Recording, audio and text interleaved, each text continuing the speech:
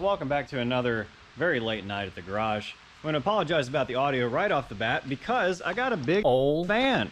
There's really no other way to describe this thing besides big old. You hear that? It sounds like standing in a hurricane.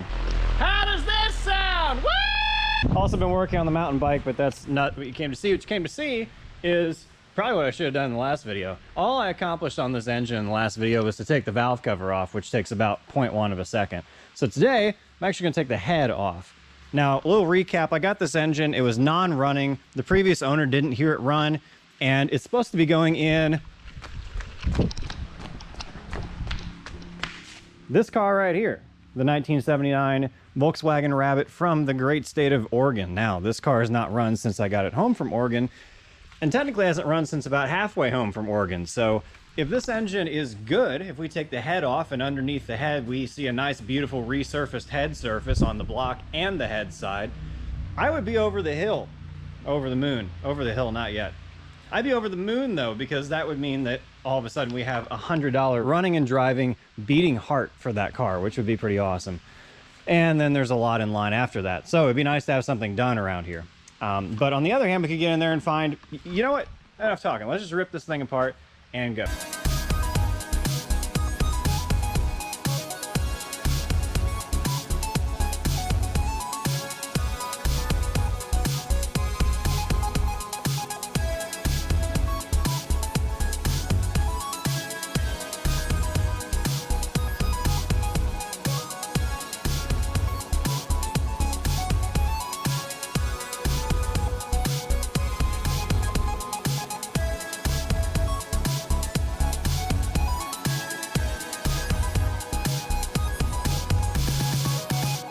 When I picked the engine up, I noticed there was a fray in the timing belt, which is a good thing because what happened next was kind of dumb. I actually pinched some stuff between the timing belt and the gear for the injection pump. Now, the way I noticed that this was happening was actually by rotating the engine and not noticing the cam rotate, which is bad.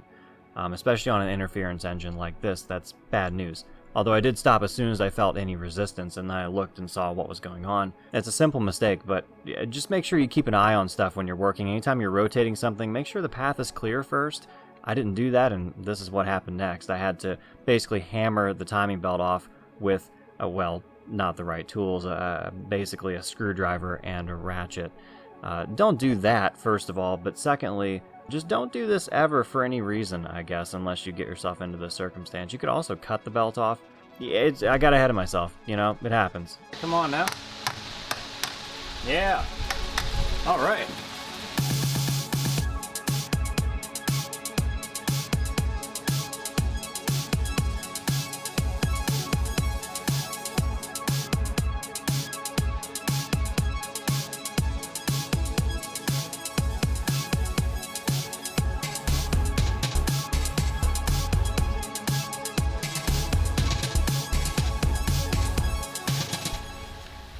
All right, preparing to remove the head.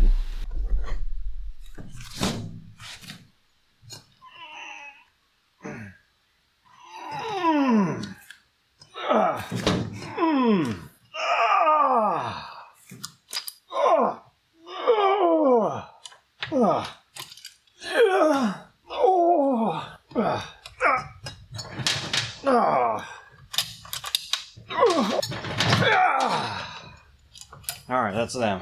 See how number 9 there has a washer and all the others don't? That is a problem. That's a problem because, well, first of all, that washer is there to distribute the load, the force being exerted on the head surface by the bolt, which is a lot.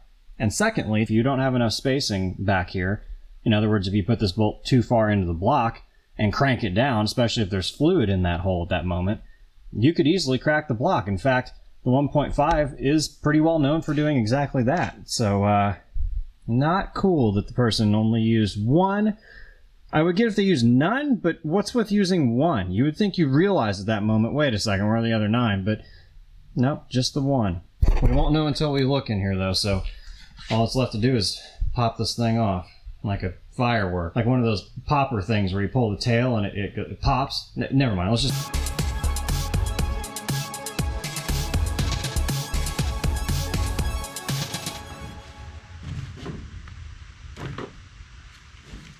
That part was easy.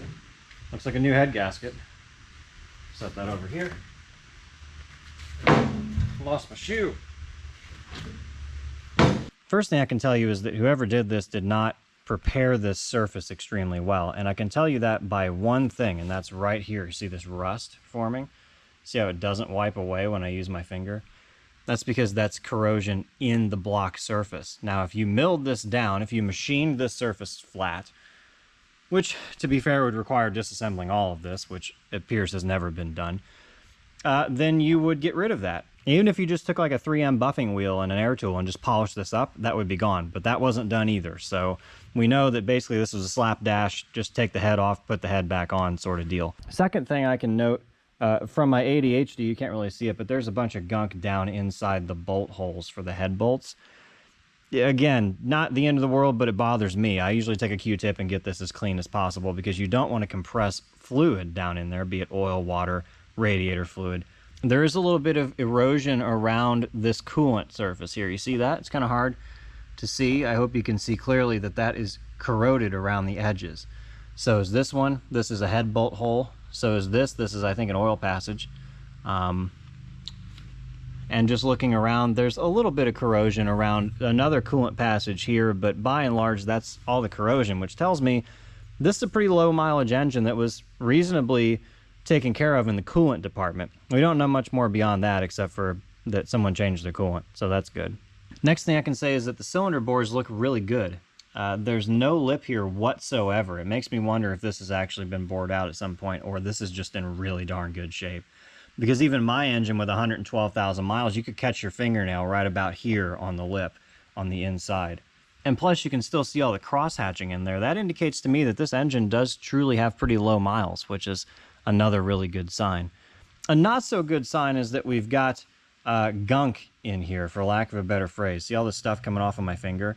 Now there is ATF in here as well, which is what Peter put in the pump. So that could tell me that as I was turning the engine over earlier, maybe I pumped some stuff out of the fuel lines that ended up in here. But also there's a little bit just on the head gasket surface, to be honest. It doesn't look like someone really took their time and prepared this engine. It looks like they, again, just kind of slapped it together. Moving on, that cylinder looks good as well. Nothing to see there. That one looks okay. And that, ooh, do you see what I see? I see couple little valve marks there. See that? Okay, I brought us up to top dead center, so now you can see exactly what I'm talking about. I'm going to take this towel and I'm going to wipe away all the debris. A valve definitely hit this piston. And you can tell that by all those chew marks on the outside there near the valve lands, okay? So the valve is supposed to be here.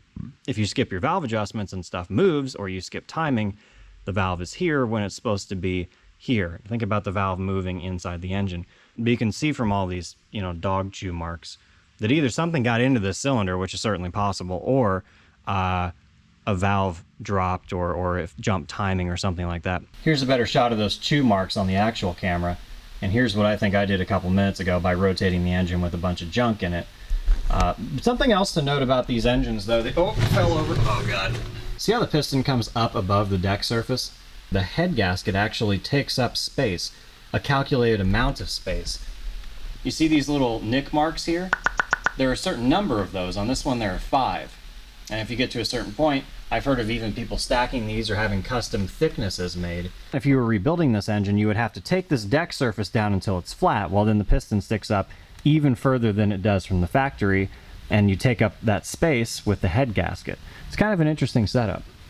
And just to look at the rest of the pistons real quick, that looks pretty good. Here are those little chew marks that I was talking about earlier in terms of maybe the coolant passages have a little bit of erosion going on. Pistons aren't moving, which is another good sign that they're nice and tight in there. I think this is going to have good compression. I'm surprised at how nice it actually looks in here. It looks pretty darn good. These look pretty good as well, actually. No obvious signs of wear, rocking. Maybe a little bit of chewing up on this one here. You see at the end? Got a little bit of dog chew going there. Right about there. See that little chew mark? That could also be a valve thing, but really not bad at all, to be honest. Here's the underside of the head. Now keep in mind, I messed the timing up when I was taking that belt off, so this is not going to match what we saw in the engine when I removed the head. That's pretty clean too.